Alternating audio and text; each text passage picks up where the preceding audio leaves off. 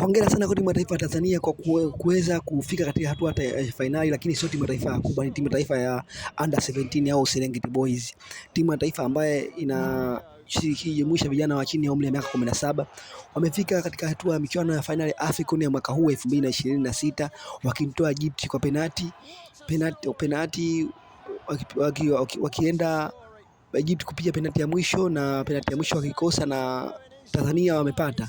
Hivyo Tanzania wamefanikiwa kuenda katika hatua ya fainali na wakisubiria mwana fainali mwenzao na kuweza kucheza hiyo fainali, lakini ni hongera kubwa sana katika kufika katika hatua ya fainali, kwani inaonyesha ni taifa letu kwamba linakuwa kimpira na kisoka kwa ujumla. Hongera sana timu ya taifa ya Tanzania Serengeti Boys, na wengine wajifunze kutoka kwao. Huu ni mfano wa kuigwa sana kutokana na generation yetu sisi. Hata wakubwa pia walikuwa hii kwa Serengeti Boys, wanapigana, wanapambana, wanacheza kwa uzalendo.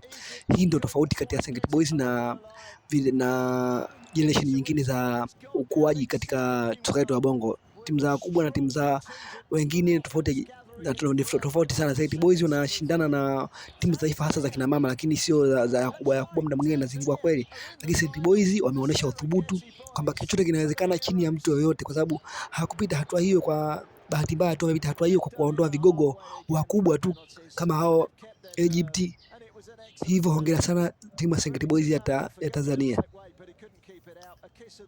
Na matokeo ya mwisho kabisa ni Tanzania kuibuka na mchezo huo kwa penalti 4-3, kwa sababu Tanzania walikosa penalti moja na hao Egypt wamekosa penalti pia. Hivyo Tanzania ameelekea hatua finali katika kwa penalti 4-3. Usisahau kusubscribe, kubonyeza alama kengele, kushare na kucomment. Asham TZ, always we available.